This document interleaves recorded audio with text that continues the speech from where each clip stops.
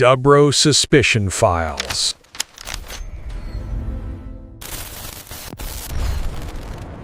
(1990년대) 북방의 홍콩이라고 불리면서 아주 화려하게 떠오르던 도시가 있었죠. 중국의 다련입니다. 그런데 그 눈부신 번영의 그림자 속에 한 유명 아나운서가 그야말로 증발해버리고 또 세계 최대 규모의 인체 표본 공장을 둘러싼 아주 기괴한 미스터리가 숨어 있었습니다. 네. 오늘 청취자분께서 보내주신 자료들을 가지고 한번 이 이야기를 파고들어 볼까 합니다. 다련의 절대 권력자 보시라이, 그의 연인 장웨이제, 그리고 플라스티네이션이라는 기술, 이 세 가지가 어떻게 엮여 있는지요. 이 이야기가 사실 단순한 스캔들이 아닙니다. 자료들을 이렇게 쭉 따라가다 보면 한 시대의 어떤 정치적 야망하고 자본의 논리가 어떻게 만나는지, 그리고 그게 인간의 존엄성을 어디까지 무너뜨릴 수 있는지 그 섬뜩한 연결고리들을 발견하게 되실 겁니다. 그럼 한번 시작해보죠. 이 사건의 중심에는 세 명의 인물이 있다고 말씀드렸는데요. 다련의 제왕 보시라이, 그의 아내 구카이라이, 그리고 이들 사이에 나타난 다련TV의 간판 아나운서 장웨이제. 우선 이 보시라이라는 인물, 대체 어떤 사람이었나요? 중국 공산당 혁명 원로의 아들, 그러니까 흔히 말하는 태자당의 대표주자였죠. 다련시장으로 부임해서 도시를 그냥 완전히 뜯어 고쳤습니다. 아, 완전히요? 네, 낡은 건물 다 허물고 거대한 광장 세우고 고층 빌딩 올리고 외국 자본 막 끌어들이면서 다련을 자신의 어떤 정치적 쇼케이스로 만든 거예요.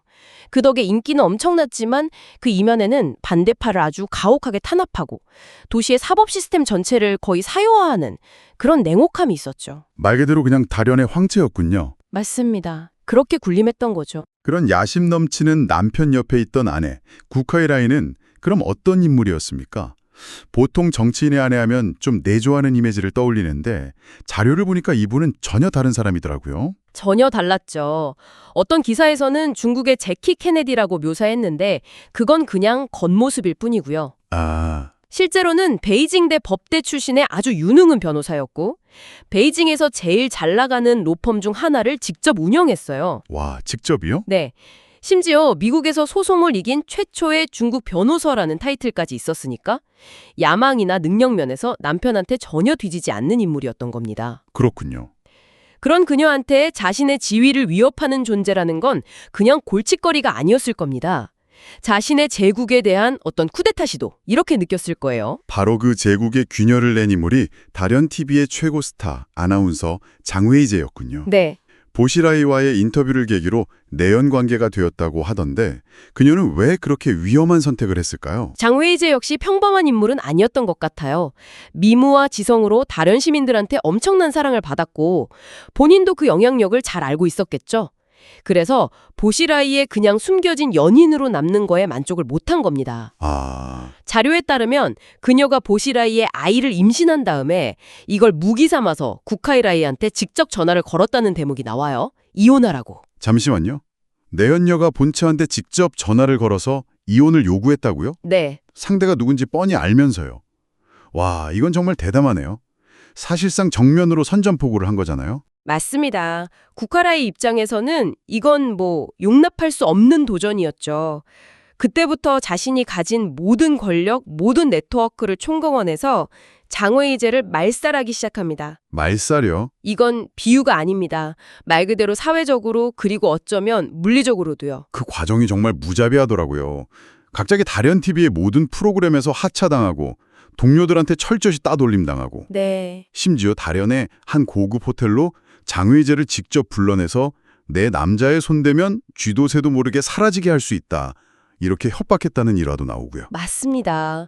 말 그대로 두 여자가 막다른 길에서 부딪힌 거죠. 그리고 결국 1998년 어느 날 장웨이제는 정말로 쥐도 새도 모르게 사라집니다. 네.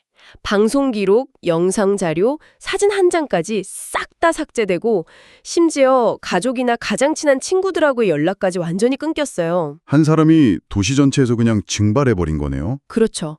보실라이의 철권 통치 아래 있던 다련에서 누구도 감히 이 실종에 대해 공개적으로 묻지를 못했죠. 한 사람이 흔적도 없이 사라졌는데 참 이상하게도 바로 그 시점에 그 도시에서 그 어떤 산업보다도 인간의 몸을 필요로 하는 아주 기이한 공장이 들어섭니다. 이 우연이 정말 우연일까요? 플라스티네이션이라는 기술 말입니다. 아, 네. 독일의 해부학자 군터 폰 하겐스가 발명한 기술이죠. 아주 간단히 말하면 시신의 수분하고 지방을 싹 빼내고 그 자리를 실리콘 같은 플라스틱으로 채워서 영구 보존하는 기술입니다. 아하, 근육, 신경, 혈관, 장기까지 생전 모습 그대로 보존할 수가 있죠. 그런데 이 기술의 가장 중요한 전제 조건이 자료에 명시되어 있어요. 바로 신선한 시신이 필요하다는 점, 맞죠? 그렇습니다. 복제돼 조금이라도 진행되면 이 미세한 조직들이 다 손상되거든요. 그래서 사망 후 24시간에서 48시간 이내에 아주 신선한 시신이 그것도 대량으로 그리고 안정적으로 공급되어야만 사업이 가능한 겁니다. 이게 핵심이에요. 그러니까 이 사업 자체가 각 죽은 시신을 안정적으로 공급받지 못하면 아예 성립조차 안 된다는 거군요. 맞습니다. 그런데 1999년에 폰하겐스가 바로 달에 내 세계 최대 규모의 인체 표본 공장을 세웁니다. 그리고 더 놀라운 건 당시 다렌 시장이었던 보시라이가 이 프로젝트에 최고의 대우와 특혜를 보장하겠다면서 직접 서명까지 했다는 사실이에요. 여기서 이야기가 더 복잡해집니다.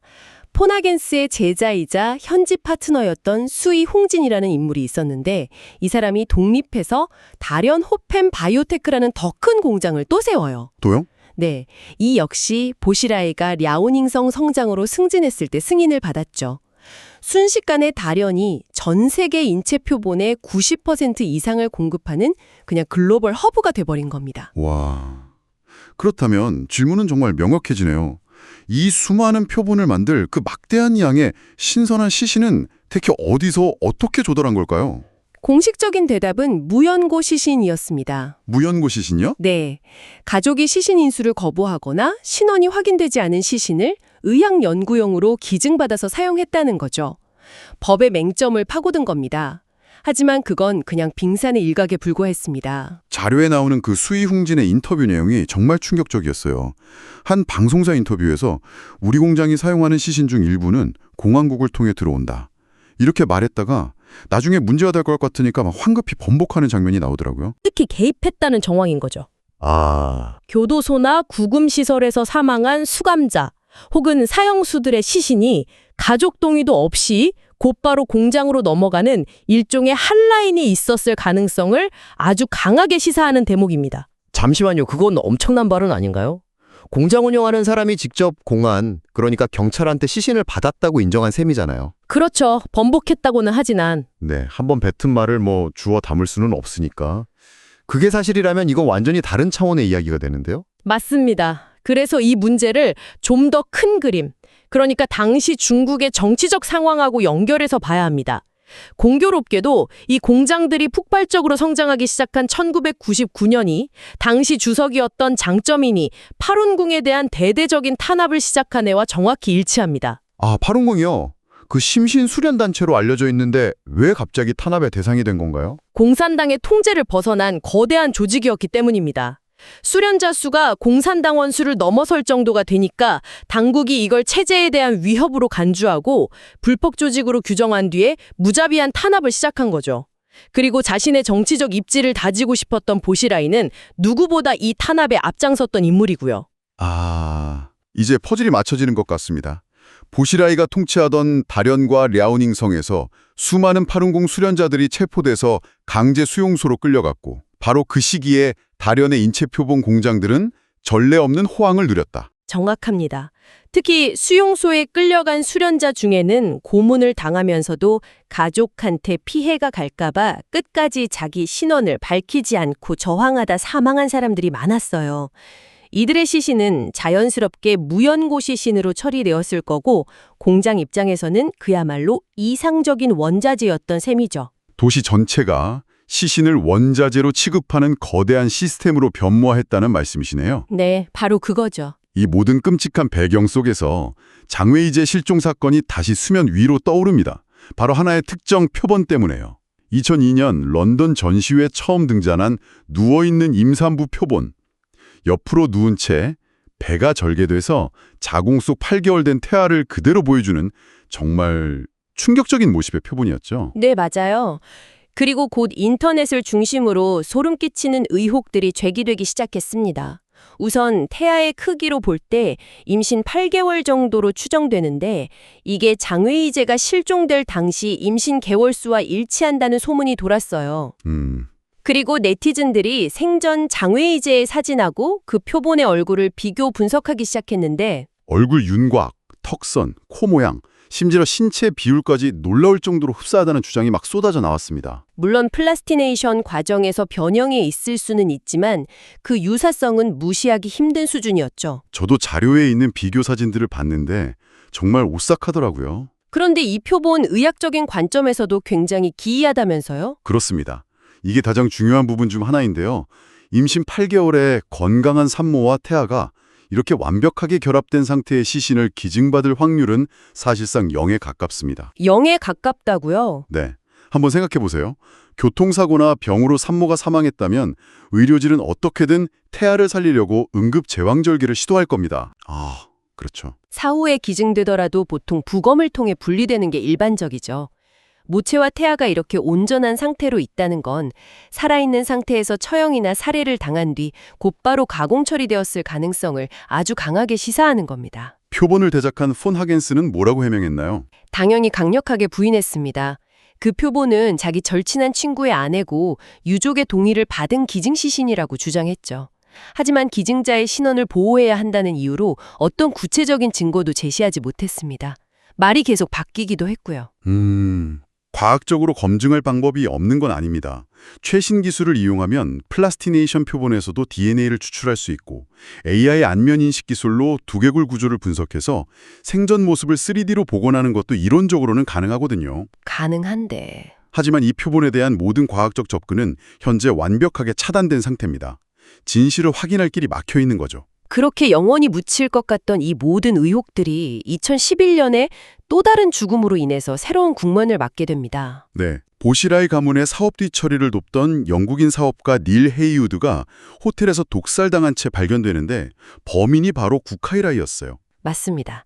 이 사건은 구카이라이가 자신의 사업적, 정치적 이익을 위해서라면 살인도 서슴지 않는 인물이라는 걸 전 세계에 증명한 셈이 됐죠. 그래서 대중들은 직감적으로 깨달은 겁니다. 다 큰 영국인 사업가도 이권 다툼 때문에 죽이는데 권력의 정점에 있을 때 자기 남편 아이를 임신한 내연녀 처리하는 건 식은 죽 먹기 없겠구나 하고요.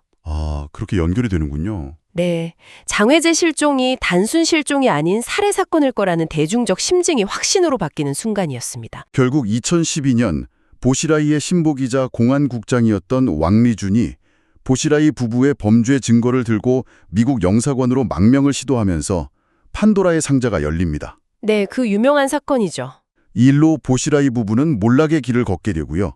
보시라이는 무기징역, 구카이라이는 사형 유예를 선고받았습니다. 하지만 여기서 정말 중요한 점이 있습니다. 어떤 점이죠? 중국 법정이 보시라이 부부에게 뇌물, 횡령, 직권남용, 그리고 그 닐 헤이우드 살인 교사 혐의 등으로 중형을 선고했지만 수많은 사람들이 의혹을 제기했던 장외제 실종 사건이나 인체 표본 공장의 불법 시신 유통 혐의에 대해서는 단 한마디도 언급하지 않고 끝까지 침묵했다는 겁니다. 왜 그랬을까요? 그토록 큰 사건이었는데 재판에서 아예 다루지 않았다는 게 이해가 잘 안 되는데요. 그 문제를 건드리는 순간 보시라이라는 개인의 비리를 넘어서기 때문입니다. 파룬공 탄압, 불법 장기 적출 의혹, 이런 공산당 전체의 조직적인 인권 유린 문제로 번질 수 있는 뇌관이었던 거죠. 당 입장에서는 차라리 개인의 부패 문제로 모든 걸 덮어버리고 보시라이를 제거하는 게 훨씬 안전하고 깔끔한 선택이었을 겁니다. 결국 장외제가 정말 누워있는 임산부 표본이 되었는지 여기에 대한 명확한 물증은 아직도 없는 셈이네요. 네, 없습니다. 하지만 이 끔찍한 괴담이 십수년이 지난 지금까지도 이렇게 끈질긴 생명력을 갖는 이유는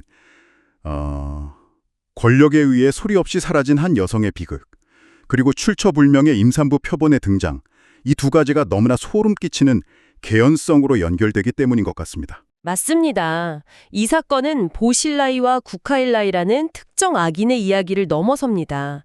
국가 권력이 한 개인에게 사유화되고 인간의 육체가 이윤을 창출하는 원자재로 전락했을 때 어떤 비극이 벌어질 수 있는지를 보여주는 하나의 상징적인 메타포로 남아있는 거죠.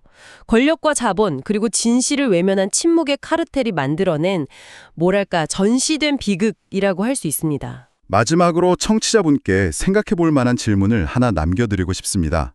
오늘 살펴본 자료에 따르면 포나겐스의 다련 공장은 논란 끝에 문을 닫았지만 그의 제자였던 수이홍진의 공장은 여전히 세계 최대 규모로 운영 중인 것으로 알려져 있습니다. 만약 그렇다면 오늘날 그 공장들은 그 많은 시신을 대체 어디서 그리고 어떻게 공급받고 있는 걸까요? 이 질문이야말로 이 이야기가 단순한 과거의 괴담이 아니라 어쩌면 여전히 현재 진행형이 문제일 수 있음을 시사하는 것 같습니다.